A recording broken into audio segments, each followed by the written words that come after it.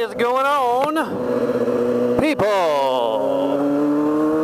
Alright, we're going to go ahead and jump straight into this vlog. First of all, I hope you guys like the new intro.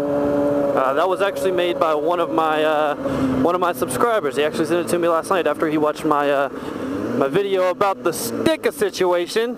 I mentioned in there that it was stressing me out because I've had the same intro for like a month and a half. And he decided to make me one. And I fucking love it. Fucking love it. So thank you, my man. You are the shit. So today I want to talk to you guys about why I chose the Ninja 636. Why I chose this beautiful red beast. Well, first of all, I'm not going to sit here and lie to you and say that it was my first choice, because it wasn't. As most of you know, my last bike was a CBR 600. I was looking everywhere for another CBR 600. I would have preferred anything 08 and above. 08 is when the CBR was a fucking beast. I think it won middleweight sport bike of the year that year. And the next year is when they kind of toned it down a little bit just for regulations and whatnot. But that's what I wanted. I looked fucking everywhere. I mean, it was a good shit. It was probably a good 3 months of searching and searching and searching, and just couldn't find one. I had my eye on this 05 that I found. That was absolutely beautiful. It had all red, custom painted, like Porsche red, Porsche like GT3 red fairings. Amazing, great condition. Had like 8,000 miles on it. The dude was gonna let me have it for 38, and then he kind of he backed out on the sale because he just realized that if he sold it, he would have kicked himself. So once that fell through, I started looking at this model 636. I didn't want to get anything older than this. This was easily the oldest I was going to go. So I started looking, and I found this one, and it was lowered, but the guy had the stock links, and it was in great condition aside from a few little scrapes on each side. But it was mechanically sound. Everything was great when I went to check it out, and it had, say, like 12,500 miles on it, something like that. And got it for $3,600. Great fucking deal.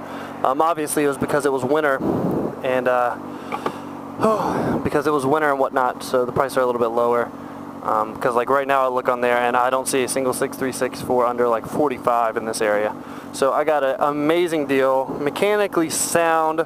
Nothing needed to be replaced other than the front tire. The front tire was a bit low, but it wasn't so bad to where I wasn't going to be able to ride it right away. So when I was kind of accepting the fact that I wasn't going to get another CBR simply because I couldn't find anything that was anywhere near me and that was in a price point that actually made sense for the bike. For whatever reason with Hondas, well, I mean, I know the reason, because Hondas are reliable as shit, and just the build quality. People charge way more than I feel like they should for that, for CBRs, which is fine, whatever. You know you're getting a quality bike, you know you're getting something that's going to last a long time, so it's understandable. But I ain't paying all that money right now. I was not in the situation to spend like $5 grand. 4,500 was pretty much my cap. So most of you don't know that every bike I've owned aside from my CBR that I had in New Orleans was a Kawasaki. I had a black Ninja 250 that I had for a little while. I sold that one and bought the exact same Ninja 250, same year, but it was a special edition green, and it had a couple of like mods done to it. The other one was all black, all stock. And then from that Ninja 250, I actually sold the second one, and bought an 03 636, and absolutely fucking loved it. But my dream bike was always a CBR 600. Always wanted one. Always wanted one. So I ended up selling my 03 636 literally like a month later.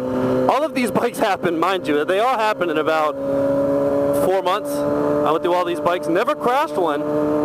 Never had a reason to sell it aside from I wanted another bike. And I never took a hit on any of these bikes. That's the key right there. I didn't lose a dime on any of these bikes. After I bought my first bike, I bought it for $2,100 and ended up selling it for $3,200 to some stupid fat girl. like 40 minutes away. I was like, fuck, you want it? Hell yeah. Rode my ass out there, dropped it off, had my wife pick me up, and we were good to go. Because the bike I was buying, the green Ninja 250, the guy wanted 3,000. So with the extra 300, I had enough money to get a couple tanks of gas out of that bitch and register it. So I was all right. So then I sold that one for, what was it, 32? Sold that one for 32, bought the other one for 3, and I never registered it. I just put my Ninja 250 plates on it. And then sold that one, bought the CBR, and then obviously I registered that one because I kept it for a while. But long story short, I had only had experience with 2 brands of bikes. I knew Cowie was good, and I knew Honda was good.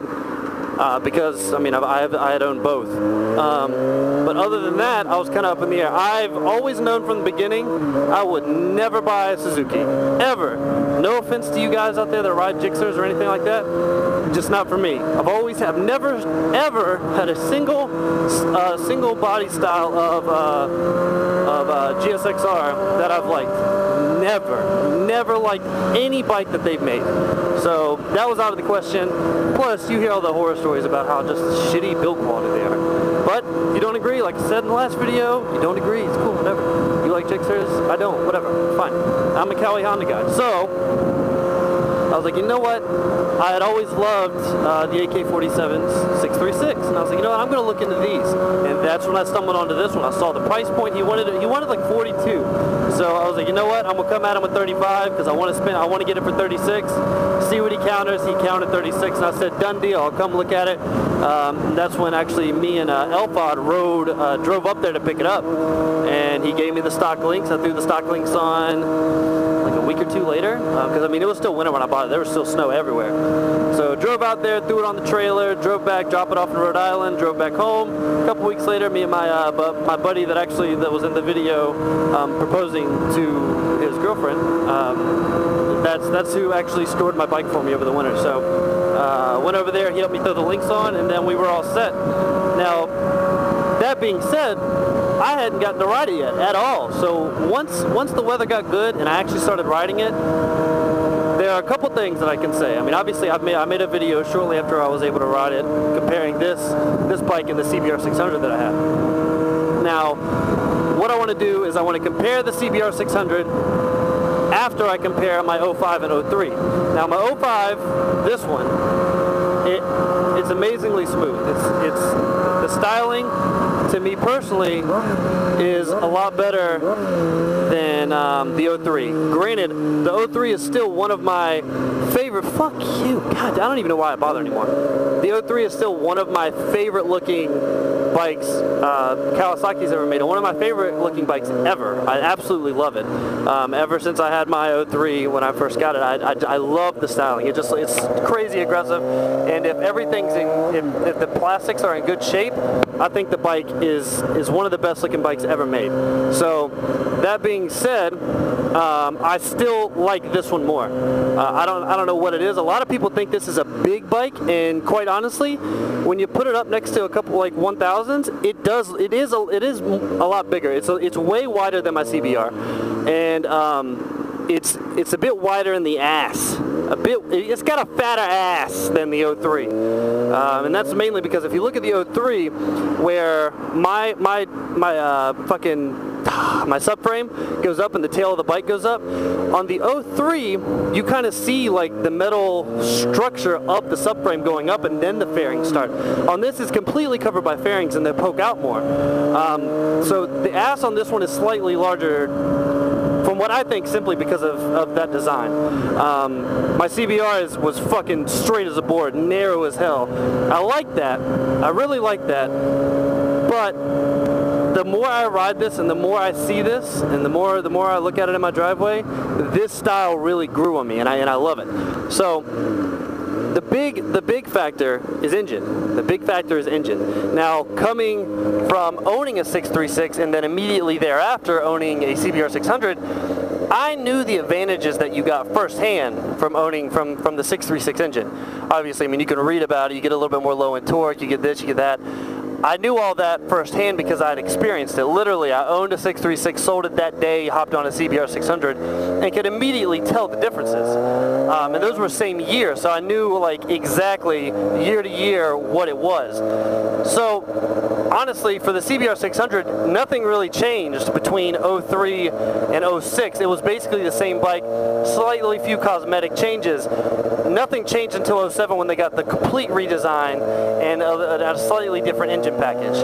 Now, with the 636, it was 03, 04 that were the same, and then you had the 05, 06, and that was after 06. That's when the 636 engine platform, that's when that stopped and it went away, and I believe they brought it back in 2011. I think that's the year they brought it back. But I was reading up and seeing if there were any differences between the 636 engine that I had and I was used to and this one. And basically, this one just all around is better. You still get the low end torque that you aren't used to getting from a 600 class engine, and you're going to get that slightly higher top speed. But yeah, so what I was saying,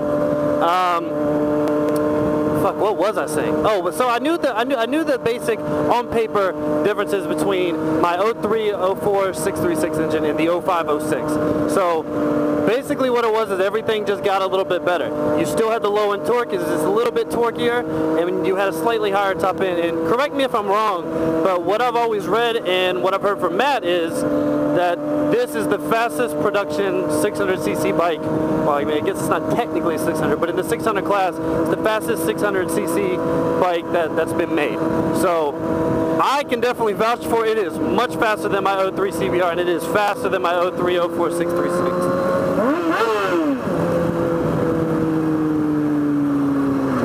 So I can definitely say my 0304, it'd pull up in first gear once I got up in the RPMs. It would definitely pop that front wheel up. It power wheelie. But I power wheelied in this bitch in second gear, I want to say. I don't think it was third. I don't think I power wheelied in third. But I mean, I've definitely, whenever I've been on some high speed, getting on the highway, I've redlined it to second gear a couple of times, and through first it pops it up, shift it real quick, and then when I get all the way up in the RPMs, at the high RPMs, it's pulled it up in second too. So the bike is way torquier than my 03 CBR was, and it is noticeably torquier than my 03 636 was. Basically, after doing a bit of research and my previous knowledge with Kawasaki, I knew that I was getting a solid bike and that I was getting one of the best bikes that I could get, and with the price it was just a no-brainer. Not to mention, it's dead sexy, and with the things that I've done to it, I haven't spent a ton of money on this bike. I really haven't. I mean, the block offs were 12 bucks, the bar and mirror was $12, the bar end for the bar and mirror was like 60, but the mirror itself was like 12 bucks, block offs 12 bucks, integrated taillight was 20 because I got one of the knockoffs, and the only reason it was 20 bucks, or the only reason it was 20 bucks and not 60 like the TST Industry ones is the TST Industry comes with the actual plugs for the blinkers. This one just came for the wire, so I just chopped off the plugs on the stock blinkers, soldered them together, taped it up, and I was good to go. I'm okay spending 5 minutes of work for $40 savings. So yeah, I mean, other than that, I mean, I got my rim tape and all the decals from Custom Tailor because I'm promoting his stuff, and I mean, not much else done to the bike. My most expensive mod wasn't even a mod, it was a goddamn front tire. So final verdict is, I got this bike, it was in my price range one, it was a brand that I knew and that I trusted. It was a solid bike from the get-go. Great shape, well taken care of. Wouldn't say mint because there's obviously a little bit of wear and tear. I mean, it's an 05. When I bought it, it was 9 years old. Like that's pretty damn old to find an 05 in this good a condition is awesome. And the guy bought the shit in, I want to say 2012, and it had 10,000 miles on it.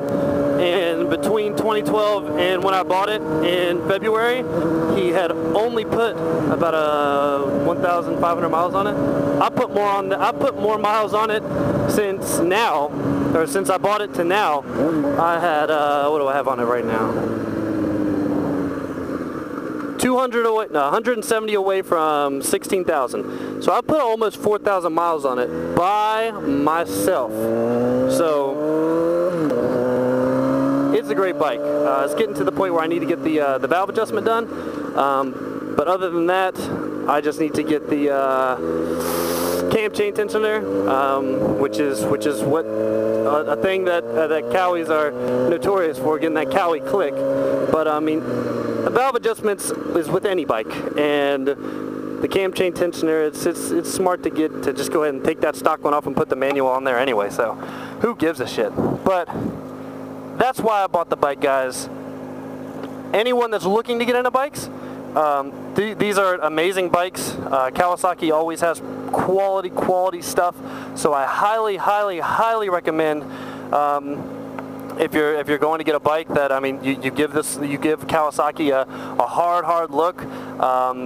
Reliability wise, I would definitely put it up there near Honda. I mean, Honda's reputation is bulletproof. We all know how amazing Honda motorcycles are, and I mean, we're really anything Honda. So Honda always, to me, has to get the edge for reliability, but I've never owned a Kawasaki that had any issues to where I couldn't ride it. So I highly recommend Honda and Kawasaki to everybody, and I couldn't be happier with this choice. If you're getting into motorcycles, or you're upgrading from a 250 or a 300 or whatever you have now to and you want to get a 600cc Super Sport, definitely say look at the 0506 Ninja 636, because given the age of it, if you can find one in good shape with low miles, you're going to pay less than you would for anything above like 07 and up. So I would definitely say give it a good hard look, and I would recommend it very highly. So hope you guys enjoyed this video. That is why I bought this beautiful baby that you guys see on such a regular basis, and I'll see y'all next time. Have a good one, and as always,